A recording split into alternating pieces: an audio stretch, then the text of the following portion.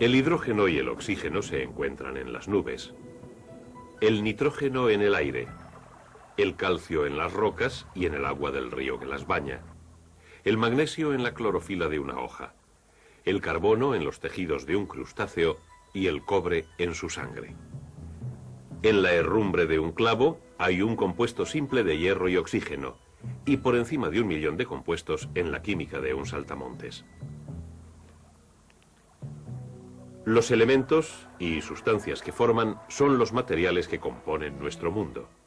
Los paisajes de nuestro mundo varían considerablemente, pero con la ayuda de mapas podemos organizar muchos tipos diferentes de información geográfica. Los elementos que forman nuestro mundo también varían en sus propiedades físicas y químicas, pero solamente se necesita un mapa para organizar la gran cantidad de información que tenemos sobre los elementos. Este mapa es la tabla periódica.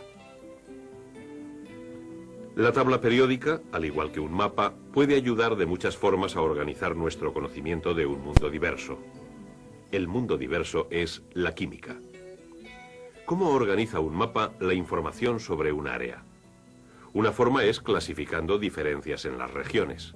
Por ejemplo, un mapa podría mostrar, mediante sus colores y símbolos, que la tierra está aquí y el agua aquí, y un área pantanosa que separa las dos.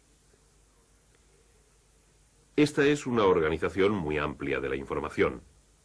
La información sobre los elementos de la tabla periódica se organiza en términos generales de una manera semejante, dividiendo los elementos por sus propiedades en regiones de metales, metaloides y no metales. Un mapa también puede organizar información de acuerdo a las semejanzas dentro de un área determinada. Un mapa de contorno, por ejemplo, puede organizar información acerca de un área de tierra en base a una elevación o acerca de un área de agua en base a un hundimiento. La tabla periódica proporciona asimismo una información detallada. Los elementos se ordenan según su número atómico, el número de protones del núcleo. Cada fila horizontal o período muestra un tipo de relación.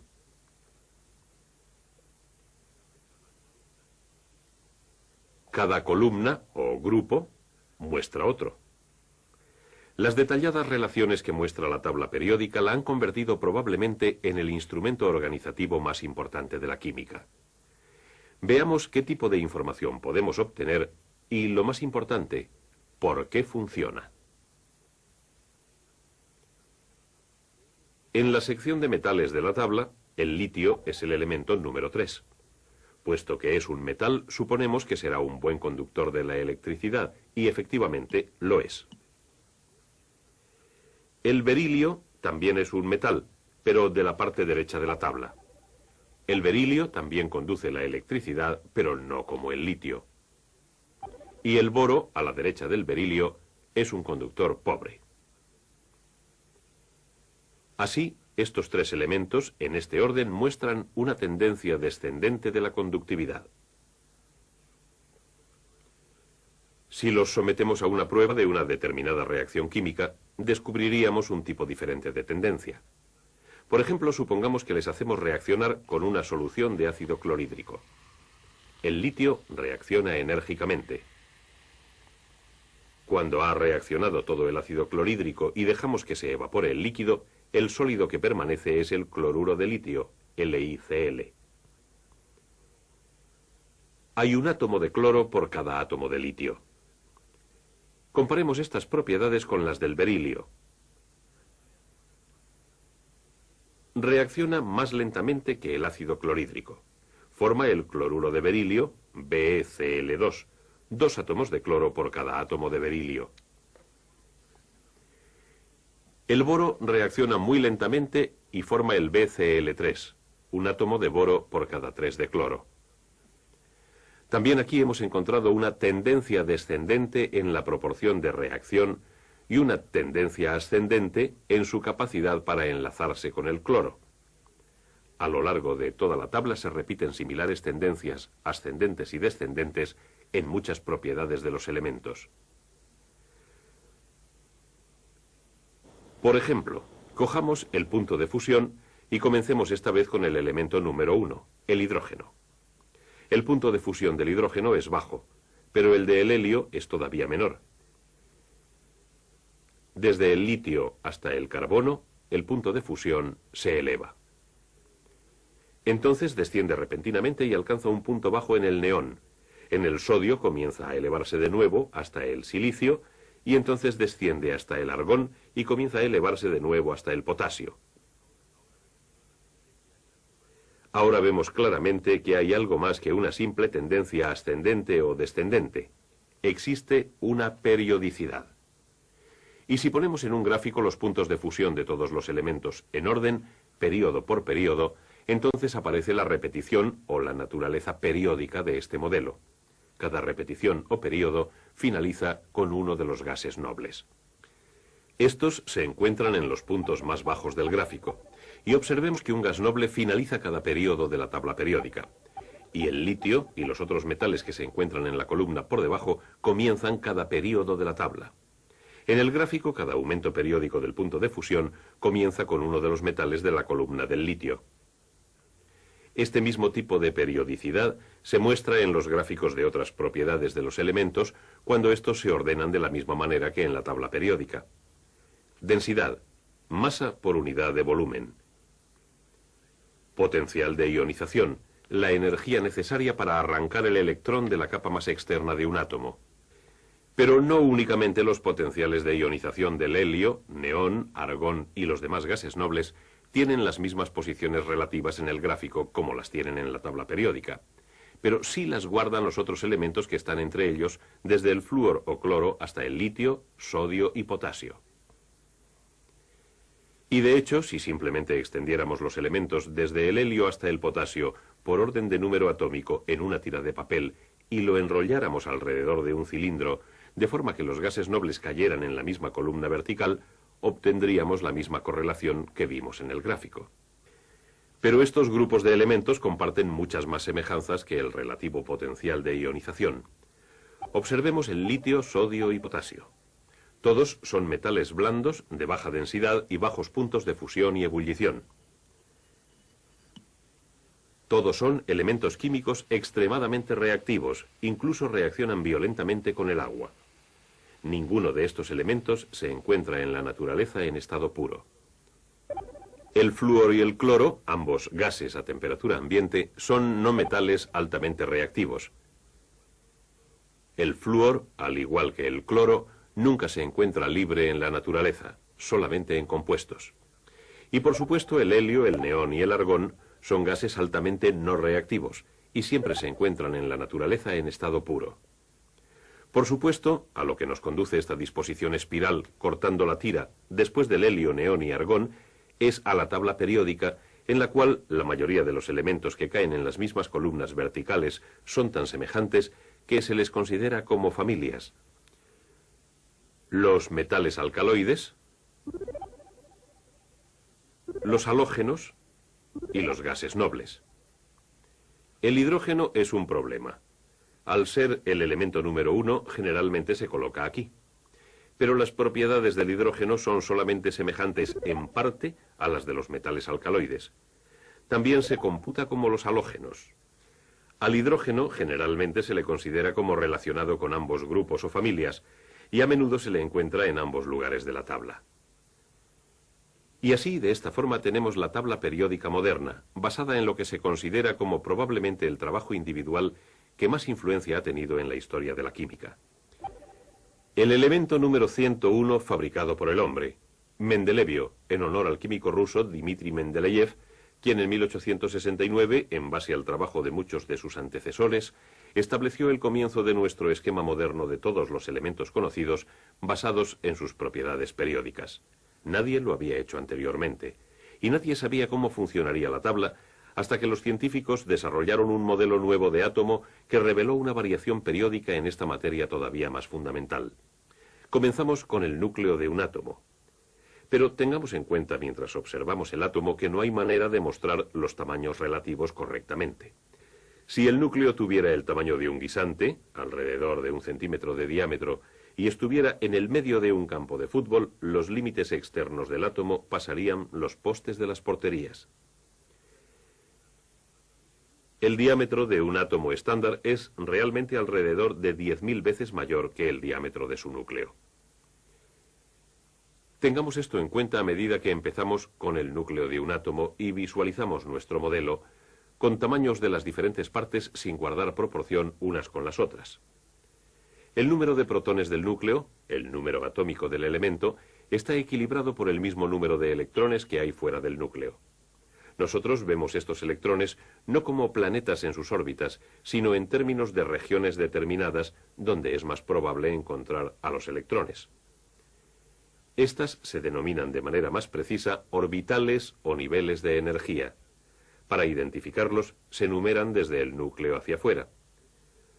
Los niveles tienen subniveles. El primero tiene únicamente un subnivel. El nivel 2 tiene 2 subniveles. El nivel 3 tiene 3 subniveles. El nivel 4 tiene 4 subniveles y así sucesivamente.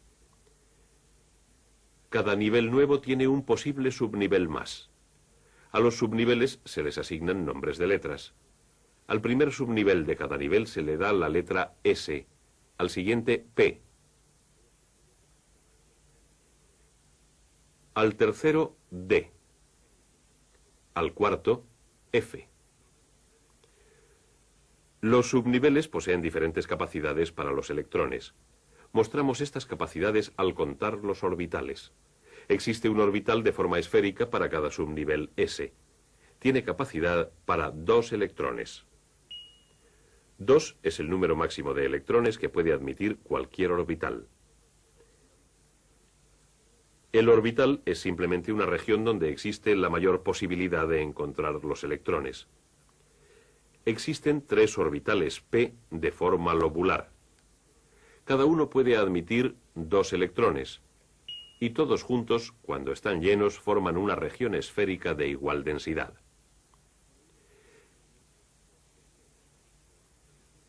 Existen 5 orbitales D de diferente forma y orientación espacial. Cada uno de nuevo puede admitir 2 electrones, teniendo estos 5 orbitales capacidad para 10 electrones. Cuando están llenos, también forman una región esférica de igual densidad en electrones.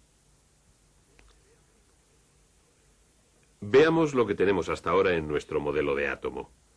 Cada subnivel S tiene un orbital y puede tener 2 electrones. Cada subnivel P tiene 3 orbitales y puede tener 6 electrones. Cada subnivel D tiene 5 orbitales y puede tener 10 electrones.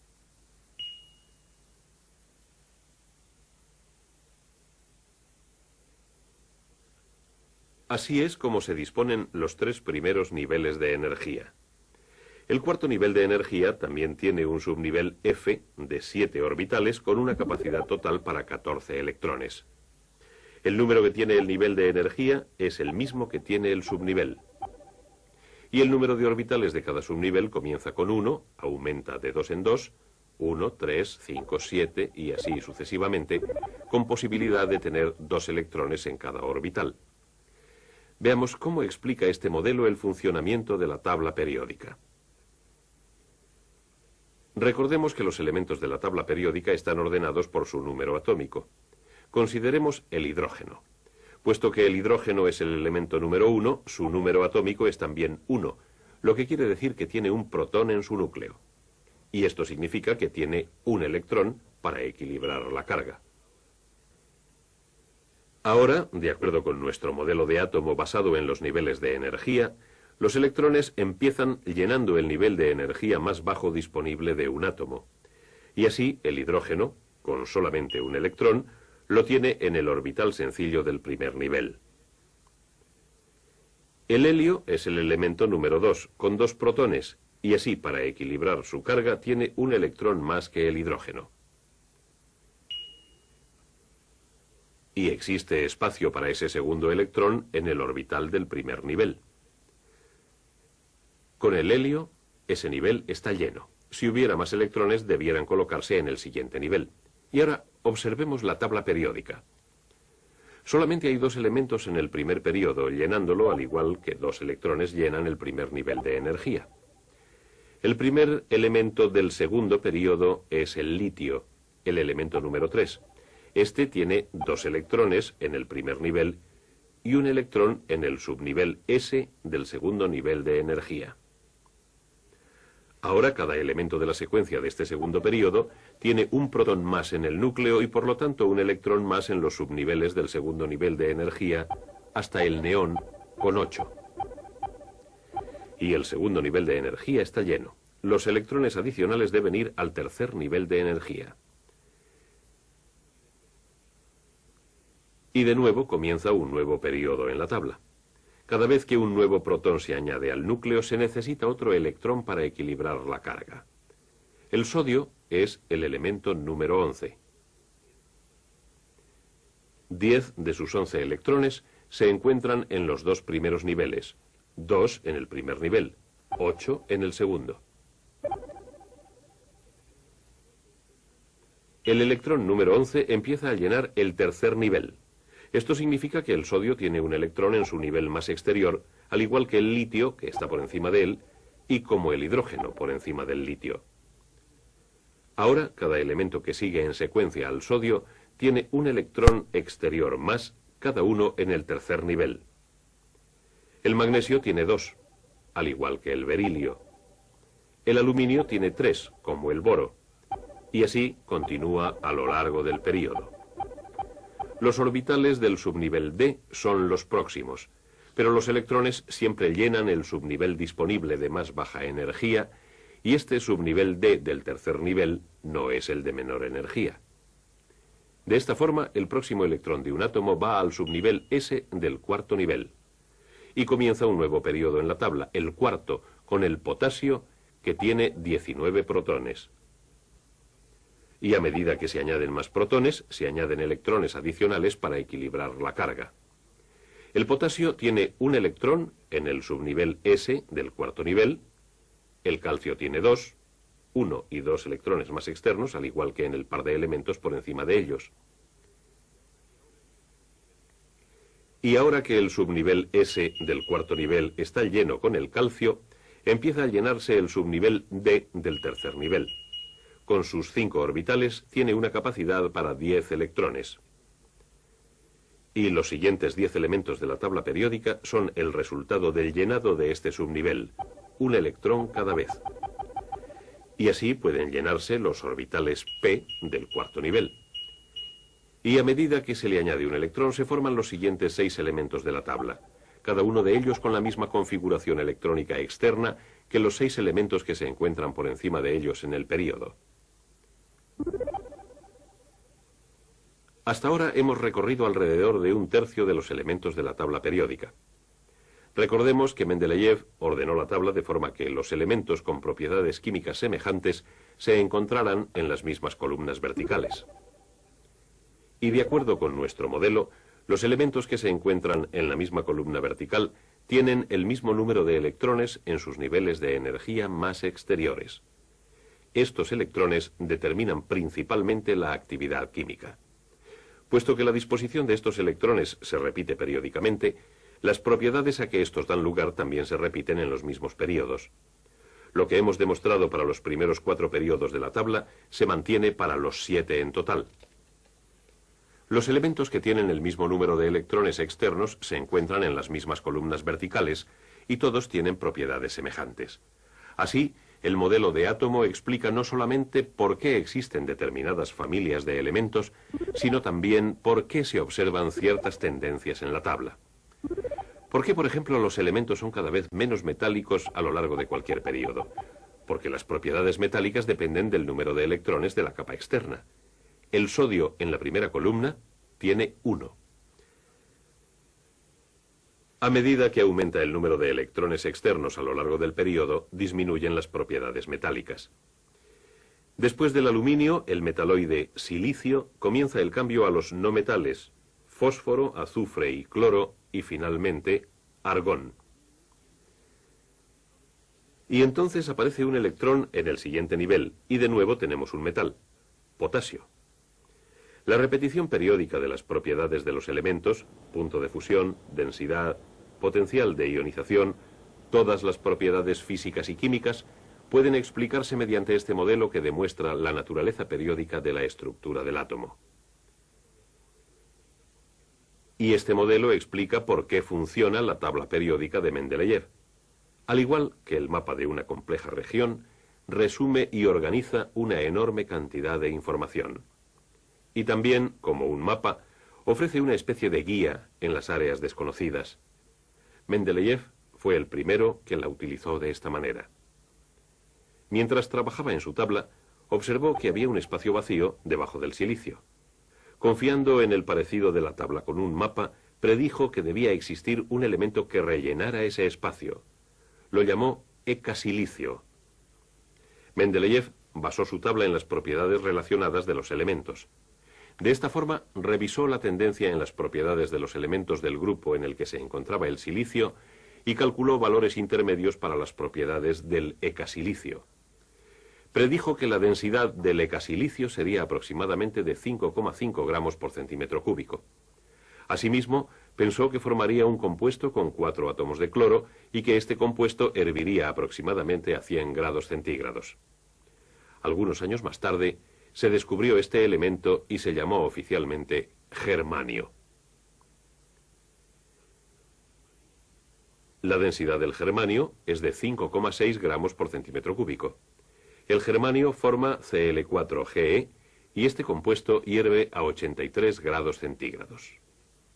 Las predicciones de Mendeleev fueron notablemente aproximadas para ser un elemento desconocido. Al nombrar el elemento 101 en honor de Mendeleev, el mundo científico subrayaría la gran importancia de su trabajo. La tabla periódica de Mendeleev, la base de nuestra tabla moderna de elementos, proporcionó una notable cantidad de información. Nos conduce a un conocimiento más profundo de la naturaleza de nuestro mundo del que nunca hayamos tenido anteriormente.